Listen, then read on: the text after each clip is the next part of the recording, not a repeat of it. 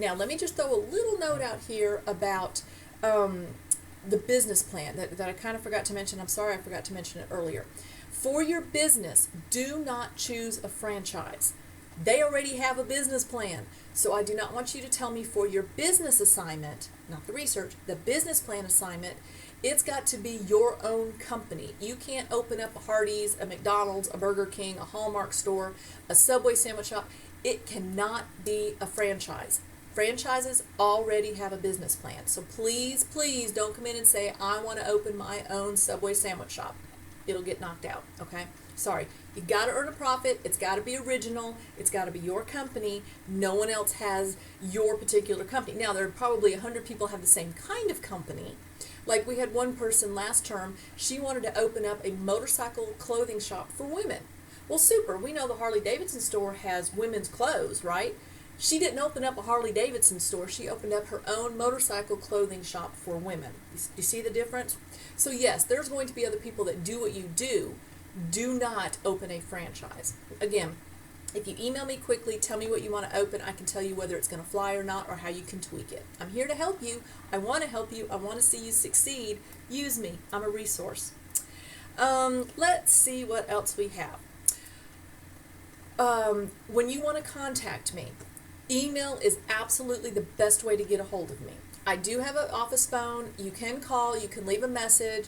Any of my ways to reach me, I have 24 to 48 hours to respond by school policy.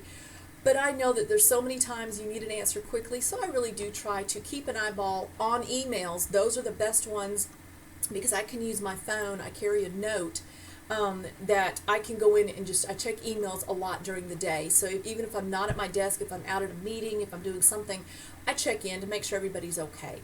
I remember as a student how just important it was that the instructor got back with me. And it was hard at first to wait that 24 to 48 hours. By the end of term, I want you to be comfortable with that. But at first, we're a fast food mentality society. We expect quick responses. In online classrooms, your instructors have 24 to 48 hours to respond to you. Please remember that. When it comes time for review at the end of term, don't say, my instructor never responded when I responded within 24 hours. If I didn't respond within 5 minutes, well, of course not. We're asynchronous. We don't all work at the same time. I'm one of those people that I get up at 3 or 4 in the morning and I do a bulk of my work at that time of day. So I have the afternoon where I'll just check into emails, but I may not be sitting in front of my computer. I work very early in the morning. It's best for me. It's quiet. The house is quiet. Everybody's still asleep. And that's when I get to work because, I work from home. That's what online is. You're going to school from home. So all that to say, 24 to 48 hours, whether you call me, email me, send smoke signals, 24 to 48 hours, okay? When you miss a week of work, okay, let's say something has happened where you've had a death in the family, you've given birth, your wife has given birth, there's been an illness in the family, you have 48 hours into the next week to write to me and say, I was out, here's why. There in the very beginning of your homepage when you go to class is the announcement section. I want you to go in the announcement section and read the makeup policy for this class. I want you to do it as soon as we're done here. Write that down on a piece of paper. Go read the makeup policy. It is very important for you to know how to make up your work, what is required in order to get approved to make up your work. It's just not willy-nilly, I didn't get it done. There are actual things the school will accept as excused absences to make up your work. I do not very often go away from that guideline, okay? It's got to be illness. It's got to be something, military. If you're military, there are times when you're on maneuvers that you cannot totally get it. You've got to have documentation of some sort that tells me why you could not do work within 7 days of the previous week, okay? So to write me and say, oh, I just didn't feel good and I couldn't get it done on Tuesday afternoon. Well, what did you do Wednesday through Monday? Why did you not work on your work? You're responsible for yourself in an online environment just as you are in a regular classroom to get your work in on time. You've made the commitment to go back to school and better yourself, and in doing such, you're personally accountable for your work and for your submissions. I hold you to that because when you're in the working world, your boss is going to want their work in on time, right? They're not going to say, Susie, why didn't you come to work yesterday? I really didn't feel like it, but I'm here today and I'll make it up. No, Susie, we had to have this order out yesterday. It's too late now. We've lost the customer. So as we're working in class, we're also working on our business skills. Think of this as working, okay? You're in a business environment in this classroom.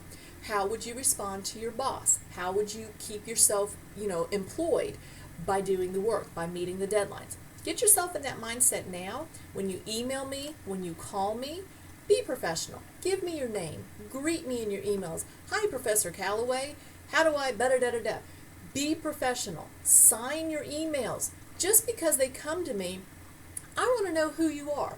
We've had times in the past where students have emailed me and they were able to email from outside the classroom and they didn't sign anything, so I had no earthly idea who they were because they didn't sign it, and their email name was I'm super cute at yahoo.com. I know, that's not my email, so I don't know who you are. Be sure when you're in a business environment, you start with a greeting, you write your note, and you end with a closing. That's proper etiquette. That's what I want to see.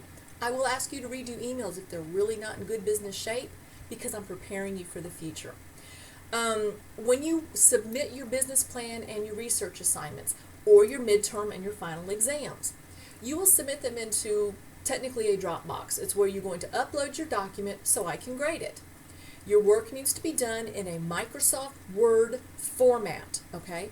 If you don't have Microsoft Word, you can download OpenOffice. It's a free download, and then you save your work as a Word document. There's also Google Docs, and there should be some information in the classroom on how to save it where I can see it as a Word document.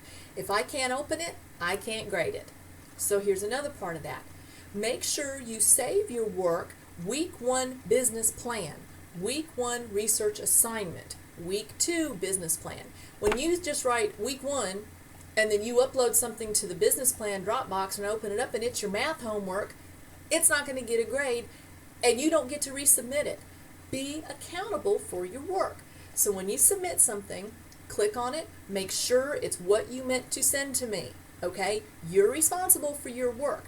You're in college. I'm not going to chase you down going, hey, Susie, go ahead and send me the right work now. Come on, let's get right.